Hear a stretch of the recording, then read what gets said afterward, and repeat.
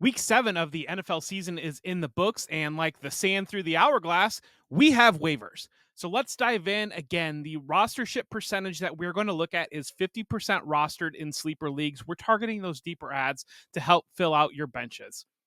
First up is the running back situation for the Los Angeles Rams. And we had a lot of questions leading into this week. How was this going to play out with Kyren Williams out of the lineup? And what we saw was a little bit of a split. It leaned about 65-35 towards Darrell Henderson, with Royce Freeman being the other side of that. Darrell Henderson is 62% rostered in sleeper. That name value, that name recognition caused him to be picked up, while Royce Freeman is 47% rostered in sleeper. Henderson had 20 touches to Freeman's 12 touches. Henderson got the touchdown. Their yardage totals ended up pretty similar, as it was Freeman that was slightly more efficient, but kind of expect the split moving forward. I don't think any one back is going to completely take over this running back room, but at the same time, I think that you can get more production out of Henderson as the option moving forward.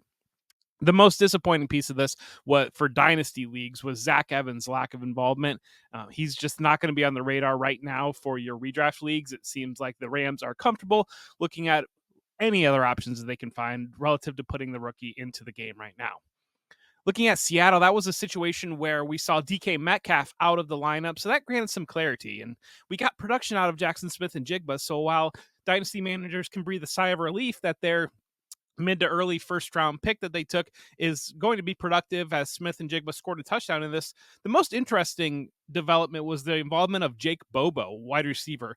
He's a rookie as well, and he came in and he kind of bridges that gap between the 12 personnel, 2 tight end sets that Seattle had been running and the 3 wide receiver sets that Shane Waldron ran as part of the Rams. And Jake Bobo led all receivers in snaps in this outing. He had 5 targets to Jackson Smith and Jigba's 7 targets, but production numbers were pretty similar, as Bobo scored a touchdown as well. Moving forward, Bobo is a nice bench stash at 29% sleeper rostered. Just want to play out and see how this works out, because we know moving forward what that room is going to look like. Tyler Lockett is going to eventually leave, and Jackson Smith and Jigba would be the primary beneficiary.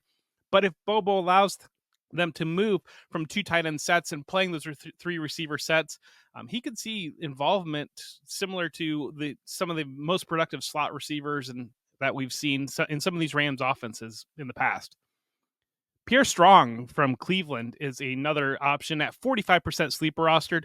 Jerome Ford left this game with an injury, and so we're monitoring that situation. Strong has run well when given opportunity. He's shown to be a pretty efficient back, and he stepped into the rotation here. I would expect Kareem Hunt to be the primary option if Ford is out, with Strong kind of stepping in there, as Kevin Stefanski's love for a committee is very apparent. And so Strong enters kind of the back end flex considerations right now, but he should definitely be rostered in your dynasty leagues, because he is a player that can, in his second year, can add value and move forward and be a contributor moving forward. Green Bay's receiver room suffered multiple injuries of varying degrees. Christian Watson went down, Jaden Reed went down, but did return, and then Luke Musgrave missed some time as well. So while we're watching all 3 of those injuries, Romeo Doubs is going to be the obvious candidate to step in, but Dontayvion Wicks in weeks 2 and 3 played pretty well, topping 40 yards in both outings, with Christian Watson still out of that lineup.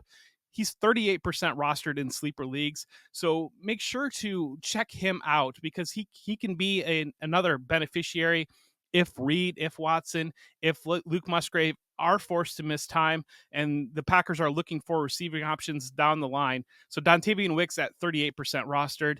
Keep an eye on him. The Chargers saw Gerald Everett leave the lineup, and so that opened up their tight end room a little bit. We've seen Everett and Donald Parham running in a split, and Donald Parham is 37% sleeper rostered. The team is comfortable using Parham in the red zone, but the more interesting option might be Stone Smartt, a tight end. He's a young tight end who was a college wide receiver converted to the position. He's 0% sleeper rostered. He's barely on any radars.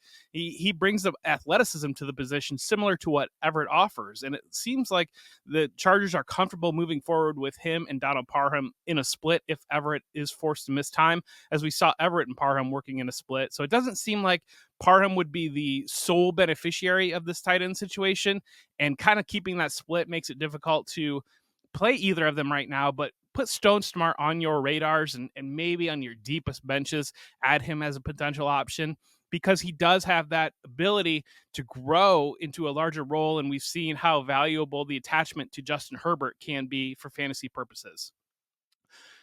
Now, Miami is another team with an injury situation. Jalen Waddle was able to return, but he was undergoing a lot of pain, it looked like, and the stories around that.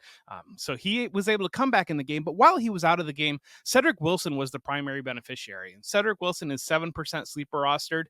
If you remember back when Mike McDaniel got the job, Wilson was one of the first players they targeted in free agency. And he brings the physicality from the Cowboys and that can maybe play that Deebo Samuel type role in McDaniel's offense.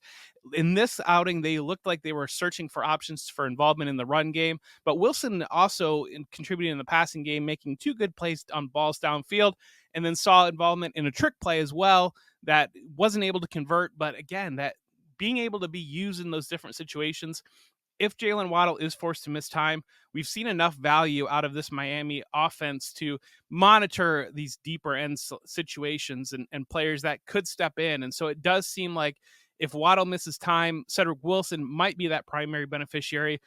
Chase Claypool got his first snaps with the team, but he was hardly involved in this game. Maybe his role grows moving forward, but maybe they want to keep him a little bit more inside to be kind of hybrid tight end type position like we talked about with Jake Bobo, whereas Cedric Wilson is a player that can work out outside, he can work inside, he can run trick plays, he can do multiple different things that help benefit that offense.